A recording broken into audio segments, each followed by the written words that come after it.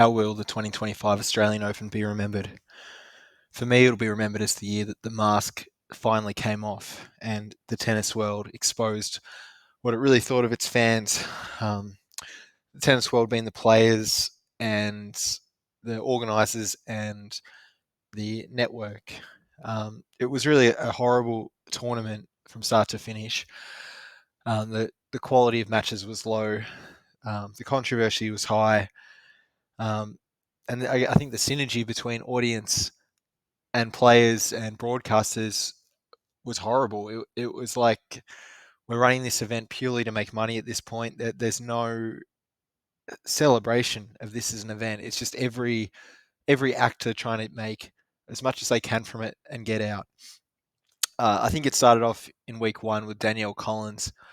Uh, she played an Australian in the second round, and the crowd was understandably rooting against her. And she won the match and came out and said that that she'll enjoy the money going to five-star resorts and going on yachts and things like that. Which partly is fair enough because she's she's earned that money. She's been a very good tennis player. Made a Grand Slam final. I'm not sure how much money she has, but you have to assume it's over 10 million, maybe 20 million, just from playing tennis. But to then resent the crowd, who's the people giving you that money, um, I think is a bad look. Like you're not just awarded a certain amount of money for being X-rated tennis player in the world. Like the reason you get the money is because of the crowd's paying and supporting for you to get that money. It's the crowd showing interest in the game and investing in it with their time and money that allows advertisers and ticket sales to and enable sponsorships and things like that enables the players to make money. So the whole social contract of the sport is that the fans have their opinions. It's a circus. The fans have their opinions. They support for and against players, and in return, the players are well compensated. And Danielle Collins can come out and say what she likes, that she'll enjoy her money, which she will, but it's just revealing what the players really think of the fans. Like they don't respect the fans. Like they don't see that as how they make their money. Or if they do, they see the fans as stupid for continuing to support them. Like Danielle was basically saying, you're booing me, but by doing so, you're supporting me. And that might be a truth the fans don't want to face. But I think at some subconscious level, they understand that, but they're like, well, we know we're supporting you, but you know, we want to get out of our daily lives and just boo someone at sport. Danielle Collins is happy to play the villain a little bit in tennis, which is great, but then to turn around and almost break the fourth wall and say, well, you guys are idiots for paying to support me. I think it is not great for the fan. Will fans continue to go? I think they absolutely will, because most people don't pay attention to things and they'll just keep doing what they're doing because the Australian Open is a big event. But it certainly wasn't a good look, and I think started the tournament off poorly.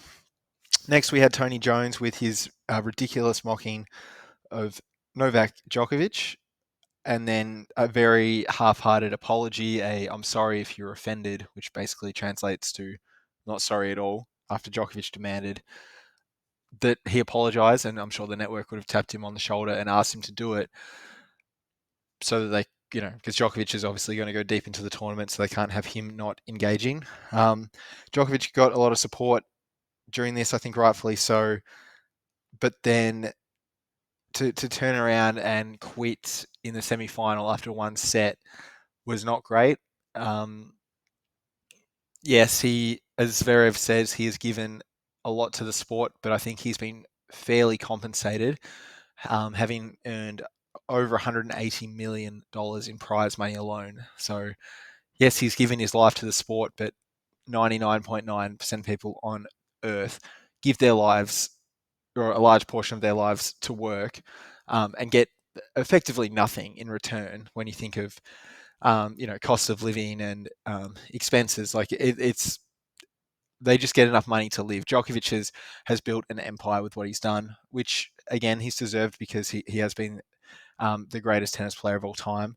But I think, given that yes, it's a show, it's a circus, to only play one set before quitting, I think it shows his mindset was, well, I'm going to try and win it in 3 sets. If I can't win it in 3 sets, like every set he loses, he was probably going to reassess if he was going to stay out there. Lost the first set and thought it would be hard to win, and so he quit. And I think it just shows that, like all humans, these tennis players are no exception. In fact, they're probably even more so, extremely selfish, given the nature of the sport, a single player game. And once there was nothing in it for Djokovic to be on the court, he fled the court. As soon as he realized that he did the cost benefit and realized it wasn't worth him being out there. But I think he had a lot of people supporting him. So to then quit and not put on a show, at least go out and play another set and get, because you hear that people were paying $1,800 for a ticket, and it's easy to say, well, it's just corporates and it doesn't matter, and that might be true, but not every single person in the crowd was just some super rich corporate person. Like, a lot of people there probably just love tennis, and $1,800 is quite a lot of money for them, and that might be the only like semi-final that they'll ever see, and they might realize after spending that money that, hey, it's not worth it. And then for Channel 9 to come out after that and say like the booing was not appropriate after their own Tony Jones was completely against Djokovic for existing or for entering the tournament, was amazingly hypocritical. Um, Probably not great to boo Djokovic, and like, yes, he's been great at the Australian Open, but like, what else are the fans going to do? Like, they've paid an exorbitant amount of money to be there. It was said perhaps they should have found another time. What other time? Like, that is the time in the moment. There's going to be no other time to have the opportunity to express your displeasure. Booing is a way to do that at a sporting event. If Djokovic can't handle that 180 million in the bank, I don't know what to tell you. Like, get over it. He's he's made enough money from Melbourne that he's won, but fans are just trying to, they're paying to see a good match.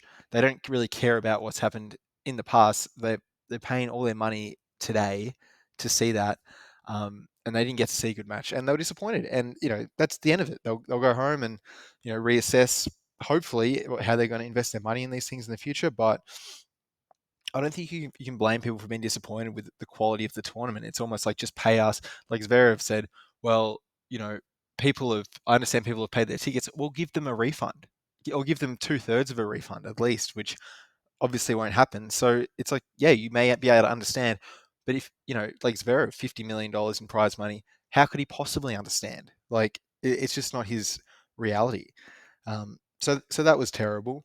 Um, Channel 9 in general, I thought were horrible through the whole thing. The commentary, it's almost like this: we're going to commentate for the masses, but we're not going to bring them into what's actually going on. So we're not going to commentate on actual strategy or tactics. Sometimes, but barely. Like, they'll just say vague things like Todd Woodbridge, worst commentator I've ever heard, will say it's a chess match out there. This player's trying to not get broken. Like, that's not analyzing the game. It's just saying, yes, both players are trying to win. They just provided no insights. The post match interviews were awful. That, like, could never get into anything specific.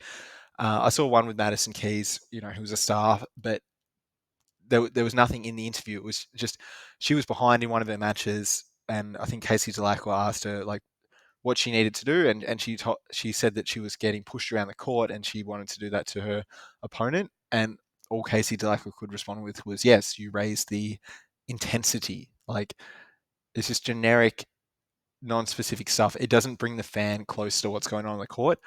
And then the next question Casey asked Madison Keys was, just to talk about her charity, which I'm sure Madison Keys would love to do that. But as a fan, it's like, you want to know, we're watching for the tennis. Like, we want to know what happened in the match. And Channel 9 absolutely did not provide that at all.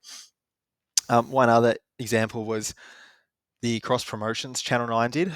Tipping Point with Todd Woodbridge looking um, like Tim Allen in Santa Claus 2 when he's like the plastic Santa Claus, like just scary as. Like Todd Woodbridge just seems absolutely soulless at this point and condescending whenever he's talking to the audience. And the other one was Married at First Sight with this 28-year-old woman who it just seemed very scripted, like brain rot content.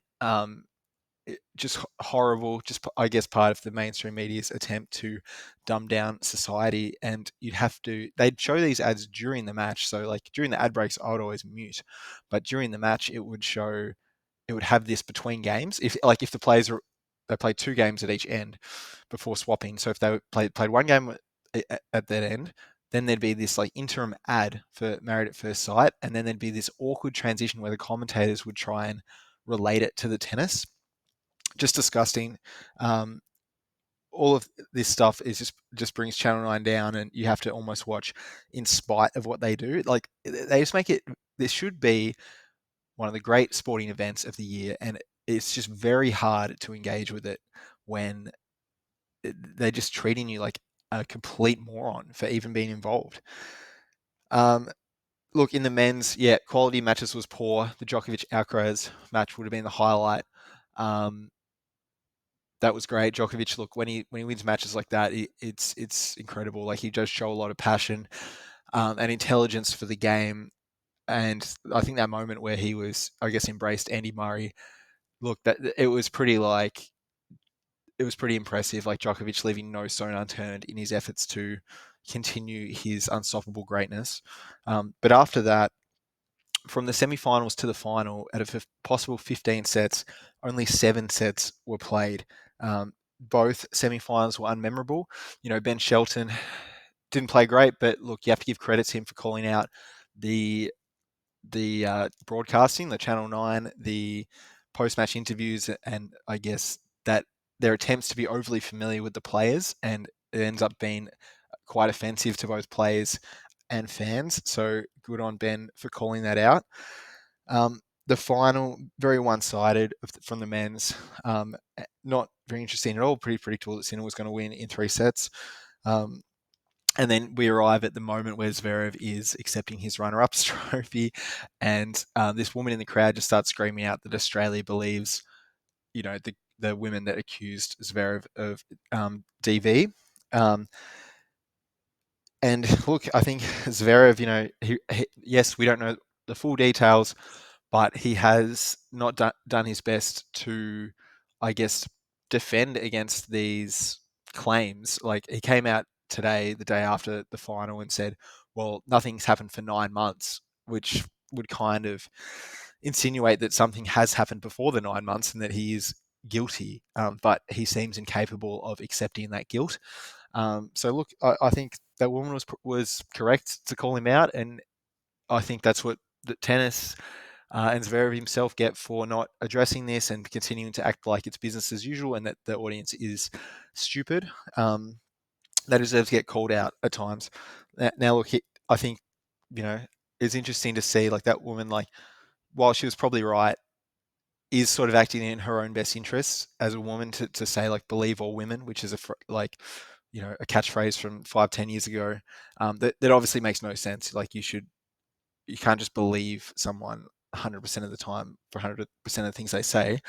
Um, but you know, I think given the situation, it seems like they should be believed. I'm not sure, but I think acting in her best interest to say that, even how minor it is, it's like I guess the solidarity between a group in the society. But interestingly, um, also the presentations between the event organizers and the corporates was horrendous. Like the guy from Kia just saying thank you 3 times, which took him about 8 minutes. Terrible. Well, you couldn't write a better speech than just thank you 3 times. But then there was this other lady who was, I think, one of the tournament organizers who had the most offensive display of wealth I've ever seen, with these huge like earrings and she literally had a pearl necklace on. Like she could literally clutch pearls. And when the woman who called out Zverev was removed from the stadium, like they all clapped, including the woman. And I think it's interesting because it's like her position in society is clearly one of the elites, as she was so forthright in showing off to us.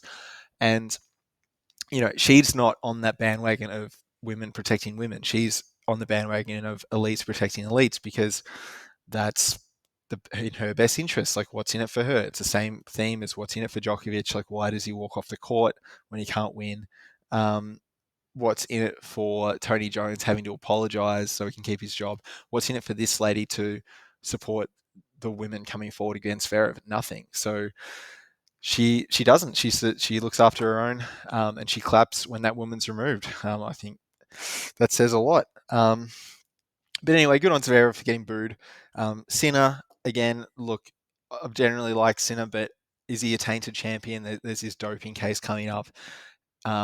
So yeah, really hard to get behind him as a winner as well, given that's over his head. We don't know all the details, so can't like fully blacklist him, but it's suspect, and it does put a sour taste in his utter dominance over the tournament because, he has had a drug issue, but we'll wait and see about that. And I just want to talk about the women's final, which was probably the highlight of the tournament. First of all, Sabalenka, very happy she lost. Her weird duck face, thinking that she's hot shit, um, carrying on like a brat after losing. So, standing like smashing her rackets while Keys is enjoying her first win in a Grand Slam title in a final. Walking off the court, and then when she's got a runner-up trophy, hanging out with the main trophy as if that should be hers. Like we all know that she's the best. It went even after she lost fair and square. You know, making this weird joke with her coaching stuff about how she doesn't like them, and then just generally pouting throughout the whole thing. And then that vision of her in the rooms with her coach and boyfriend simulating pissing on the shield. Like, Jesus, like how disrespectful can you be to your opponent, to the tournament, to the fans? Like it's not about you. Like you lost, just suck it up. You've won plenty. Just get on with it and be a humble loser. But you can't do that. Sus as well what happened with her last year with her ex-boyfriend and her just playing tennis and moving on straight away and acting like it had nothing to do with her. Very happy she lost. Which brings me to Madison Keys, who is absolutely, I think, the shining light of the whole tournament. It might be like the best run of beating seeded players, men's or women's, for a long, long time. Like she took down 5 legitimate opponents. I think 3 Grand Slam champions, a finalist, and like a perennial quarterfinalist. She, it's her first win. She played one final before that. She had a lot of matches where she's probably not the most talented player. Like obviously she's a great player, but not the most talented. And she had to grind through 3 sets to win. Just held her nerve, you know. And I'm sure she's done that through her whole career and lost plenty of those times. But she's kept going, and she's found herself a champion at defeating the number 2 and number 1 seeds in the final 2 games. Very humble. That footage of her on the bench, just smiling, almost in disbelief that she'd done it, was really heartwarming. Spoke really eloquently in all her post-match interviews. Humble in victory, and I think she's the hero of the tournament. Like that's what sport should be about: seeing these, people succeed, overcome the odds, and in a sea of, I guess, arrogance and entitlement through most of the other players, and the commentators and the sponsors and the corporates. Despite all her success, Madison Keys really shone as someone who was down to earth, and played the tournament of their life and was happy to do so. But other than her, look, I thought it was pretty poor. Not too excited about the year ahead for tennis or the Australian Open next year.